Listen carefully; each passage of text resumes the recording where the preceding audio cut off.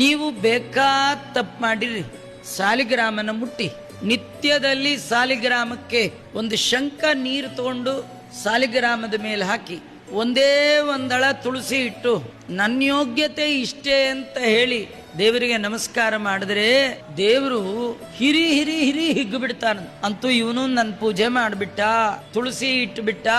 ಏಕೇನ ತುಳಸಿ ದಲೇನ, ಒಂದಳ ತುಳಸಿ ಮೇಲೆ ತುಳಸಿನ ತೆಗೆದು ನನ್ನ ಮೇಲೆ ಇಟ್ರೆ ಇಡೀ ಜೀವನ ಅವ್ರದ್ದು ನೋಡ್ಕೊಳ್ಳೋ ಹೊಣೆಗಾರಿಕೆ ನಂದು ಅಂತ.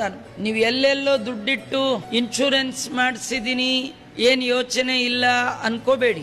ದೇವರನ್ನ ಮುಟ್ಟಿ ಅವನೇ ಅಂತಾನೆ, ಅನನ್ಯಾಶ್ಚಿಂತಯಂತೋ ಮಾಂ ಯೇ ಜನಾಃ ಪರ್ಯುಪಾಸತೆ ತೇಷಾಂ ನಿತ್ಯಾಭಿಯುಕ್ತಾನಾಂ ಯೋಗಕ್ಷೇಮಂ ವಹಾಮ್ಯಹಂ. ಅವರ ಯೋಗ ಅಂದ್ರೆ ಅಪ್ರಾಪ್ತಸ್ಯ ಪ್ರಾಪ್ತಿ. ನಿಮ್ಗೆ ಜೀವನದಲ್ಲಿ ಏನ್ ಬರಬೇಕು ಅಂತಿದೆ. ವಿಜಯದಾಸರು ಆ ಧನ್ವಂತರಿಯ ವರ್ಣನೆಯನ್ನು ಮಾಡುತ್ತಾರೆ. ಕೊನೆಗಂತಾರೆ, ಧನ್ವಂತರಿಯನ್ನ ಯಾವಾಗ ಸ್ಮರಣೆ ಮಾಡಬೇಕು ಅಂತ ಕೇಳಬೇಡಿ, ಯಾವಾಗಲೂ ಮಾಡಿ ಅಂತಾರೆ. ಯಾಕೆಂದ್ರೆ ನಿಮಗೆ ಯಾವಾಗ ರೋಗ ಬರುತ್ತೋ ಗೊತ್ತಿಲ್ಲ. ಮಾತಾಡ್ತಾ ಮಾತಾಡ್ತಾ ಕೊಲಾಪ್ಸ್ ಆಗಬಹುದು, ನಡೀತಾ ನಡೀತಾ ಬೀಳ್ತಾರೆ. ಹರಟೆ ಹೊಡೆಯುವಾಗ ಎಷ್ಟೋ ಜನ ಇದ್ದಕ್ಕಿದ್ದ ಹಾಗೆ ಹಾರ್ಟ್ ಫೇಲ್ ಆಗುತ್ತೆ.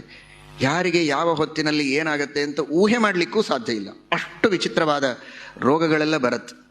ಅದು ಬರಬಾರದು ಅನ್ನುವುದಕ್ಕೆ ಧನ್ವಂತರಿಯ ಪ್ರಾರ್ಥನೆಯ ರೂಪದಲ್ಲಿ ಸ್ಮರಣೆ ಮಾಡಿ. ಈಗಂತೂ ಸುಖವಾಗಿದ್ದೇವಲ್ಲ, ಇಷ್ಟು ದಿವಸ ಸುಖವಾಗಿದ್ದೇವಲ್ಲ. ನಮಗೆ ಏನೋ ಒಂದು ವಯಸ್ಸಿದೆ, ನಿಮಗೊಂದು ವಯಸ್ಸಿದೆ. ಹುಟ್ಟಿದ ದಿನದಿಂದ, ನಿಮ್ಮ ಜನ್ಮದಿನದಿಂದ ಇವತ್ತಿನ ದಿನದವರೆಗೆ ಇಷ್ಟು ದಿನ ಇಲ್ಲಿವರೆಗಂತೂ ನಮಗೆ ಯಾವುದೇ ತರಹದ ರೋಗಗಳು ಅರ್ಥಾತ್ ಸಾವನ್ನಪ್ಪುವ ಘೋರವಾದ ರೋಗಗಳು ಬಂದಿಲ್ಲ ಅನ್ನೋದಕ್ಕೆ ಬದುಕಿದ್ದೇವಲ್ಲ. ಆ ಕೃತಜ್ಞತೆಯನ್ನು ಸಮರ್ಪಣೆ ಮಾಡೋದಕ್ಕೂ ದೇವರ ಸ್ಮರಣೆಯನ್ನು ಮಾಡಿ. ಹಾಗೆ ಹೇಳಿದ್ದಾರೆ, ಹೇಳುವಾಗ, ಕರೆದು ಪೇಳುವಾಗ, ನಿಲ್ಲುವಾಗ, ಎದ್ದು ಕೂಡುವಾಗ. ಯಾಕೆ? ನಿಂತಾಗ ಸುಮ್ಮನೆ ನಿಂತಿದ್ದೇನೆ, ಕೊಲ್ಯಾಪ್ಸ್ ಆಗಿಲ್ಲ, ದೇವರಿಗೆ ಕೃತಜ್ಞತೆ. ಇನ್ನು ಮತ್ತೆ ಬೀಳಬಾರದು ಅನ್ನುವುದಕ್ಕೆ ಪ್ರಾರ್ಥನೆ, ಇಲ್ಲಿಯವರೆಗೆ ಬೀಳದೇ ಇದ್ದದ್ದಕ್ಕೆ ಕೃತಜ್ಞತೆ.